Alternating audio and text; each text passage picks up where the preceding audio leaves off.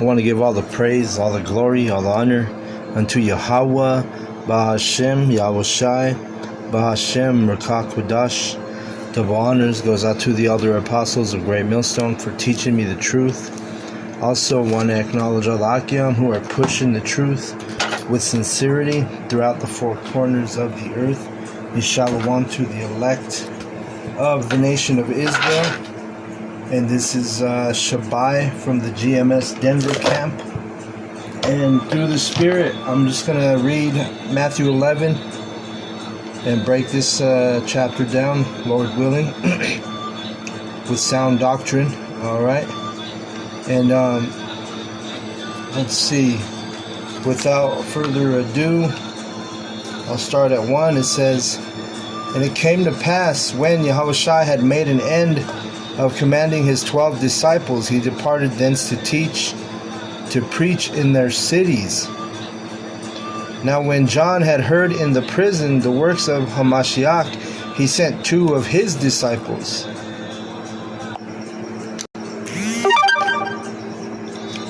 Okay.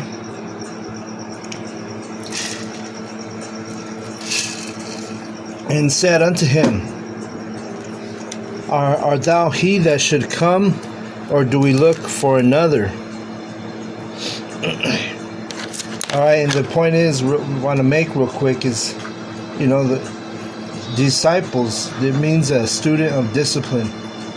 So, not only did Yahushua have disciples, but, the apostles had disciples, meaning men who were under them, learning and being edified under them, just like right now. Verse 4. "Yahushua answered and said unto them, Go and show John again those things which ye do hear and see. The blind receive their sight, the lame walk, the lepers are cleansed, and the deaf hear, and the dead are raised up, and the poor have the gospel preached to them." And this is all, there were miracles happening, of course with Yahushua, but it's also spiritual, all right? If you can't see this knowledge and this truth, if you can't receive this truth, then guess what? You're blind according to this knowledge, all right? You don't have sight. You don't have insight, right, on the truth. The deaf hear, the dead are raised up. Okay, the truth brings you life. Alright, so it's not just talking about Yahushua raising the dead physically, supernaturally. It's talking about spiritually. And the poor have the gospel preached to them. And this is another indicator that this truth is only for the Israelites. Because who is the poor in the scriptures? Are the Israelites. And it's not necessarily a financial thing. It means if you don't have any understanding when it comes to this knowledge, and you don't have the true doctrine, then you're considered poor. All right. We're rich because why? Because we understand the truth. Revelation 2:9, it says, "I know thy works and tribulation and poverty, but thou art rich." Okay? And that's the point of that verse.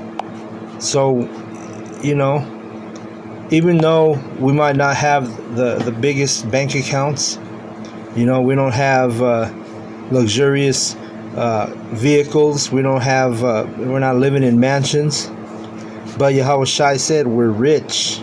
Okay? And why? Because we have this knowledge, brothers. This is what true wealth is having this understanding. Okay? Matthew 11 and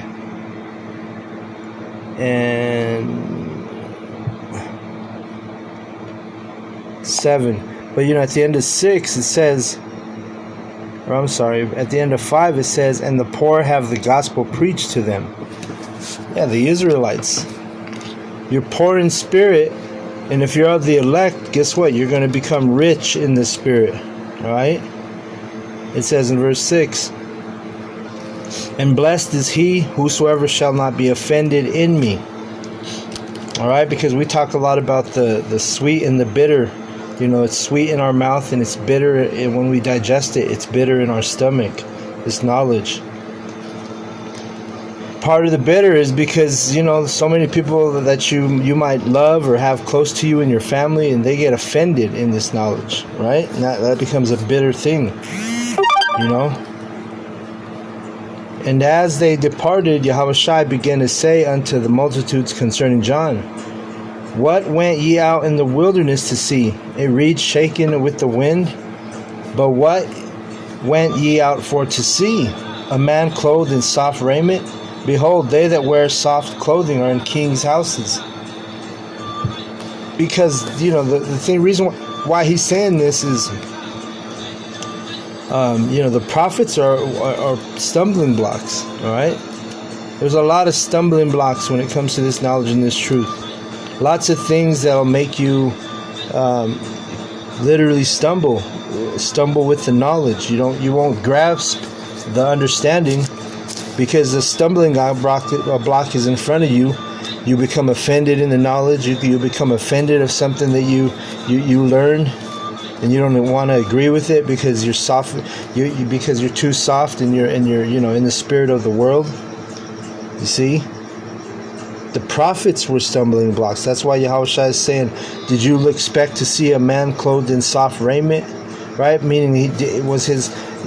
John was in the wilderness preaching, and what did he have? Camel's hair, a garment made of camel's hair, which that was a rough garment. All right, but you had, you have, just like today, they don't believe we're the prophets because why? Because we're on the street corners. We're not inside a building. We don't, we don't have we're not like IUIC all decked out, matching garments, and no, it's none of that. We're not clothed in soft raiment, just like John the Baptist. Okay. It says, as a matter of fact, let's get that. Let's get his garment real quick.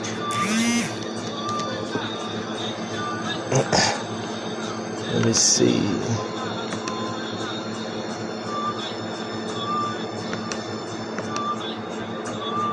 Let's get that precept describing John the Baptist's garment, and I gotta look it up because I don't know it off the top of my head.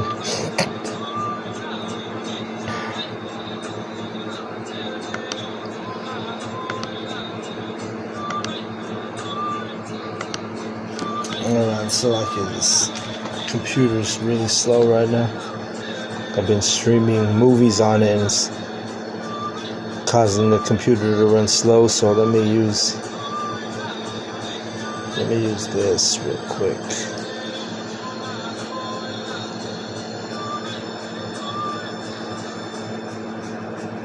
Alright, let's see. What the heck? Oh, it's saying that I'm not even connected to the Wi-Fi. Let me connect to the Wi-Fi.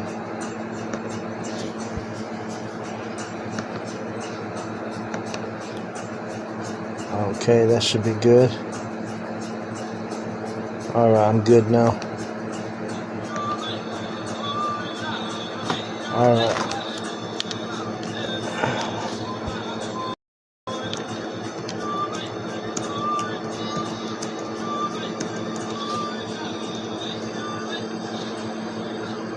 Alright, so we go to Matthew 3 and 4 for that.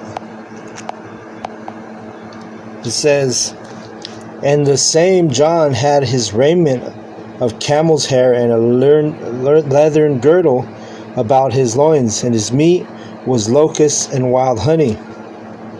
Alright, so let's get to the blue letter real quick. So the thing is the point being is basically, you want to believe, you 2/3, you heathen. This is not for you, because you want to believe that the men of the Lord are going to have 3-piece suits on, tuxedos, wearing a rockin' blazer, you know what I'm saying? But not a camel hair, or not a humble garment, as you see the men of GMS. We all, for the most part, we're all wearing humble garments. It's nothing flashy. It's not what is that word? Superfluous.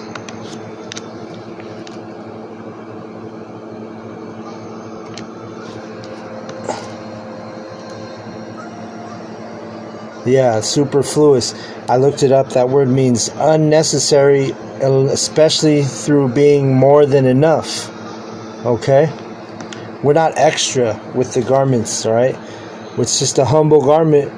We're, as a matter of fact, we're when you mourn, because we're in a time of mourning, when you're teaching out there, you're actually mourning. All right? So when you mourn, let me see. Let me ask Google, what did Israelites, let's see, I should ask ChatGPT. Let's see this real quick. Let me see if I can go to, I've never used it, so we're going to use your ChatGPT for the first time.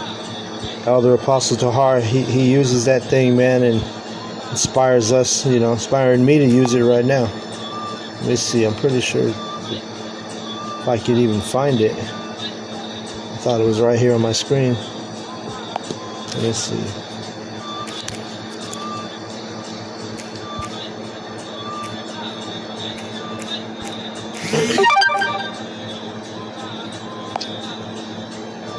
Alright, I thought I had it on this phone.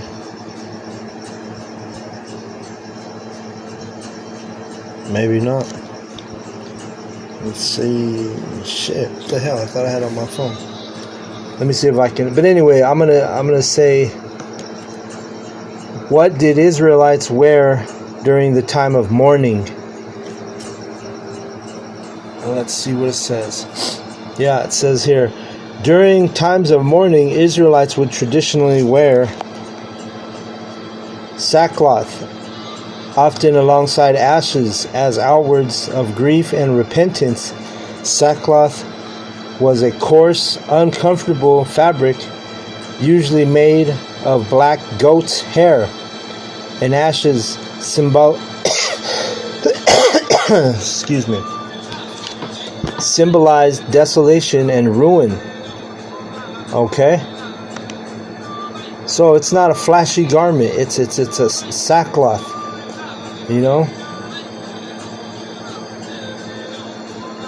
and we're rehearsing the righteous acts, here in Babylon. So we don't have actual sackcloth, but it's more likened into sackcloth than a three-piece suit or than a fancy garment, The point being, and this is a stumbling block for a lot of you Israelites. You think, oh, how could they be the men of the Lord? Look at their apparel, look at their raiment, look at their garments. Nothing impressive. They're not superfluous, which that word again, superfluous, it means unnecessary or extra, And listen, we're in a time of mourning. That's why it tells you in Ezekiel 9 and 4, what's it say? It says, Yahweh said unto him, go through the midst of the city, through the midst of Jerusalem, and set a mark upon their foreheads of the men that sigh and that cry, for all the abominations that be done in the midst thereof. All right, so we're this Yahweh was telling the death angel, go through Jerusalem, which is a people before it's a place, to go in and basically slay the people who are not sighing and crying, right? Except for the men that are sighing and crying. And who's sighing and crying in Babylon? It's the prophets. The 2/3 are not sighing and crying. They're well, they are for different reasons, but we're sighing and crying because we want to get out of this place and we want the transition to the kingdom. That's why we're sighing and crying, and we're putting our faith in Yahweh Bashem Yahushai.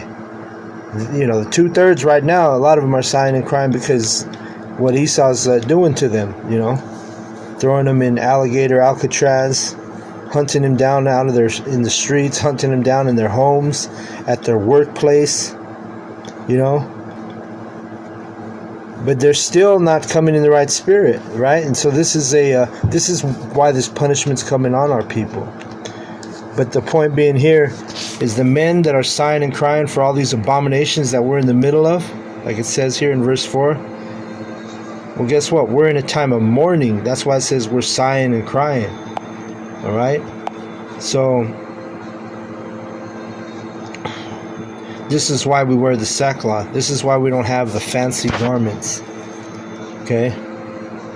Matthew 11 and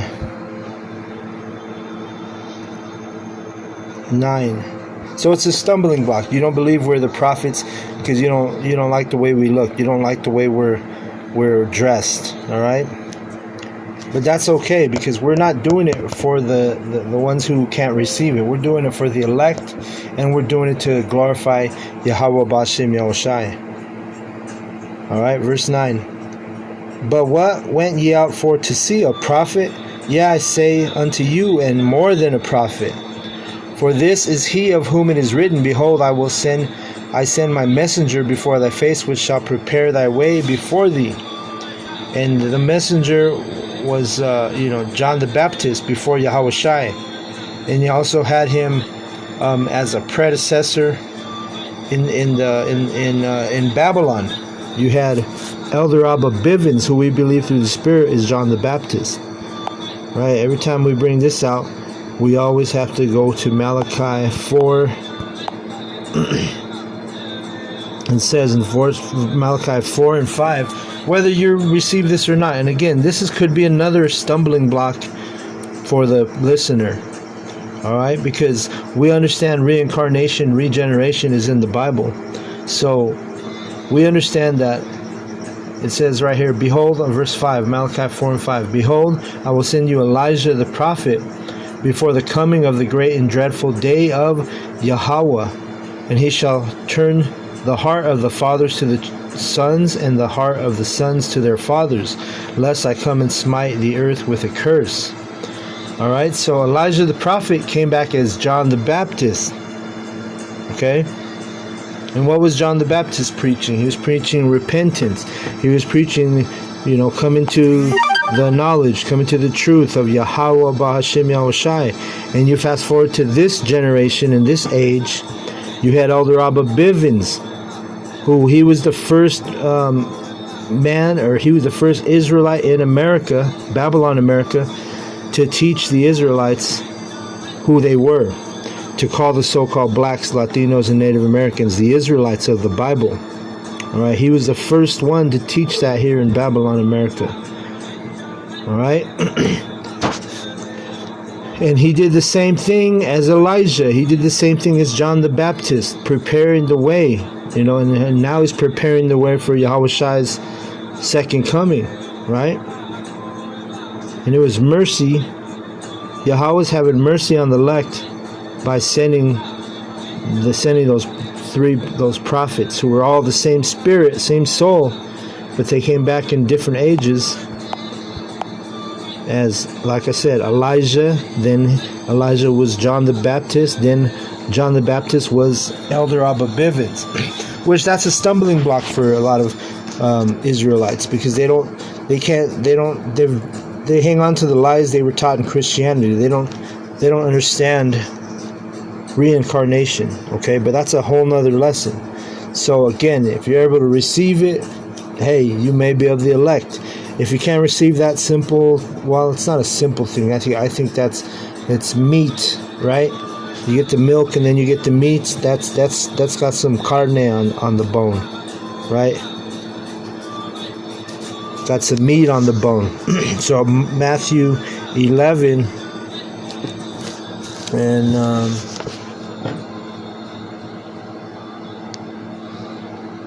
it says, Matthew 11 and 11, it says, Verily I say unto you, among them that are born of women, there hath not risen a greater than John the Baptist. Notwithstanding, he that is least in the kingdom of heaven is greater than he. Okay? So, listen. John the Baptist was a high up prophet. All right, Yahushua said there was none greater than John the Baptist. With that being said, the least in the kingdom is going to be even greater than John the Baptist. And why is that? Because we're going to be in our heavenly body, our celestial body, the body that can't sin, the body that can't have a thought of sin. You know, we'll be perfect in the kingdom. Verse 12. And from the days of John the Baptist until now, the kingdom of heaven suffereth violence, and violent take it by force. The violent take it by force. Okay? And then that's basically what the heathen have done. They've always taken, putting us in captivity. You know, the Israelites, we've been in several captivities, and it's been by force. Basically, it's punishment. All right? But there's balance to this, because in the book of Daniel, it's going to tell you, we're going to take this kingdom back, and it's going to be by force. You know, but it's not until we get those new bodies. Let's see. It says,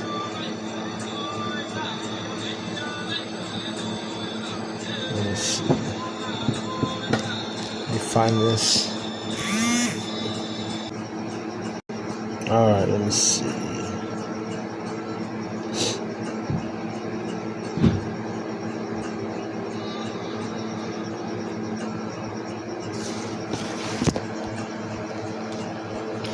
Let me see if I can find it. I can't. Let me see. I thought it was in Daniel 7.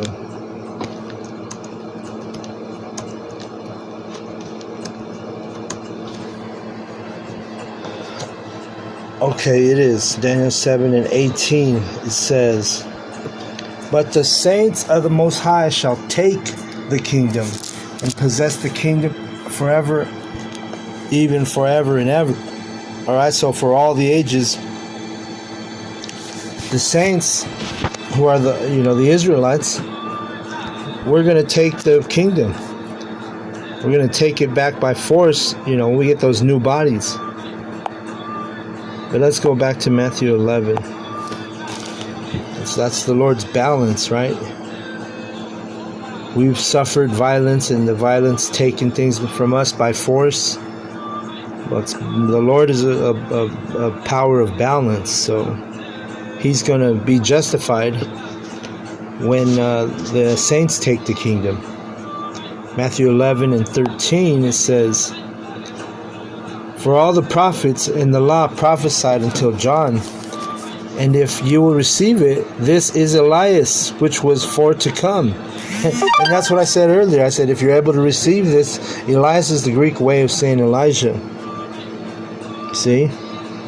Why doesn't the pagan Christian church ever read that verse? Or why don't they have the understanding on that? Because the Most High is not dealing with them. It says, "And if ye will receive it, this is Elias, which was for to come." Right? He's Elijah. And then he came back as Elder Abba Bivens. We believe through the Holy Spirit and through faith. It says, "He that hath ears to hear, let him hear." And who's going to have ears to hear? It's only going to be the elect, right? Isaiah 53 and 1. It says, "Who hath believed our report, and to whom is the arm of Yahweh revealed?" So who's going to believe the report? The elect is going to believe the report. The elect is going to receive this knowledge. The elect is going to, overcome the stumbling blocks set up in Babylon. All right? Who's going to believe the report? The elect. If you don't believe in reincarnation, regeneration, guess what? You're not of the elect. You don't believe in the names of Yahweh, Bashem, Yoshai, guess what? You ain't the elect. All right? We go to, let's get a point on that, a proof on that. Ecclesiastes 17 and 10. It says, "And the elect shall praise his holy name." So if you're calling on Cracker Jesus, if you're calling on the Most High, you just call him God, or you call him Yahweh, Well, guess what? You're not of the elect. You're not praising his holy name. Holy means separate. He has one separate name. The Father and the Son, Yahweh, Bahashem, Yahweh Shai. All right? And I know we go into those names a lot, but, we're supposed to. And if you're of the elect, guess what? The elect is that's part of the elect's job, is to stand stiffly for those names. Right? 2nd Ezra 2 and 47, it says, I'll start at 44. It says, so I asked the angel and said, Sir, what are these? He's talking about the men who were getting crowns on their head, which are the prophets. It says in verse 45, he answered and said unto me, these be they that have put off the mortal clothing and put on the immortal, and have confessed the name of Yahweh. Now are they crowned and receive palms, and palms it represents victory. Verse 46, then said I unto the angel, what young person is it that crowneth them, and giveth them palms in their hands? So he answered and said unto me, it is the Son of the Most High Yahweh, whom they have confessed in the world. Then began I greatly to commend them that stood so stiffly for the name of Yahweh. Alright? So this is why we're always talking about the names in our lessons, in our videos, and at camp. We stand stiffly for the true names. The elect shall praise his holy name. And remember, I told you, holy means separate. So, there's separate names. Yahweh, Ba'ashem, Yahushua. You can't use other names. You can't call on other names, okay? There's no transliteration. There's no translation. It's literally Yahweh, Ba'ashem, Yahushua, which is Hebrew. All right? Matthew 11. And then again, just that fact alone is a stumbling block to the ones who are not the elect. You'll stumble at that. You'll get mad. You'll be offended. Remember we read, blessed is he whosoever not shall be offended in me. You got people that get offended when you tell them that Cracker Jesus is not the Hamashiach. All right, you get people that get offended, Israelites and heathen. They get offended when you teach the true names. Okay, they get offended to their core. Okay.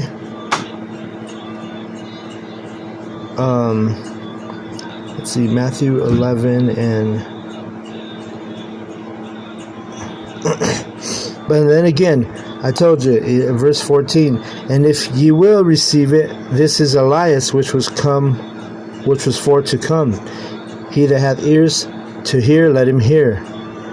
Alright, so there's reincarnation, and we have the true names. It says, but whereunto shall I liken this generation?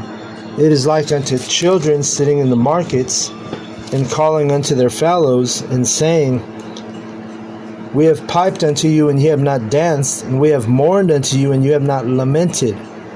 And that's the state of mind for the prophets. If you're blowing pipes, there's makes music, people will dance. So what was this knowledge is likened unto a song, right? It tells you in Revelation 14. Let's get that real quick. Revelation 14 and 4.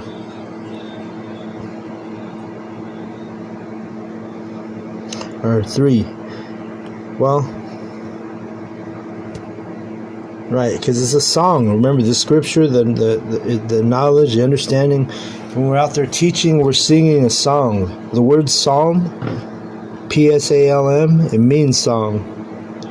It says, and I heard a voice from heaven as the voice of many waters, and as the voice of a great thunder, and I heard the voice of harpers harping with their harps, music, right? And they sung as it were a new song before the throne and before the four beasts and the elders, and no man could learn that song but the 144,000 which were redeemed from the earth. So the prophets are the ones who are, the 144,000 are the only ones who can learn this whole entire song and sing it.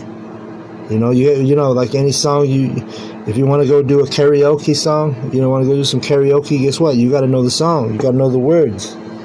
Otherwise, you'll fuck it up, right? It's no different from this truth. You have to know the words. You have to know the song. But that's what it's talking about in Matthew 11 and 17, where it says, and saying, we have piped unto you and you have not danced. We have mourned unto you and you have not lamented. So we're here singing the song, and the only ones that are going to dance are going to be the elect.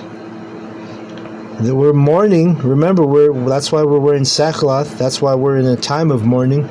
But guess what? Our people are not mourning, except for the elect. The elect hears it, and then they see the state of our people. The truth, the spirit of the knowledge resonates with them, and they become in their right mindset. The more you increase in knowledge, the more you're going to mourn. The more you're going to be affected by your everyday. You're going to get vexed in your spirit. Ecclesiastes 1 and 18, for in much wisdom is much grief, and he that increaseth knowledge increaseth sorrow. Okay? So in much wisdom is much grief. You increase in this knowledge, you increase in sorrow, what does that mean? Mourning. Okay? Matthew 11 and let me see. Matthew 11 and where am I at?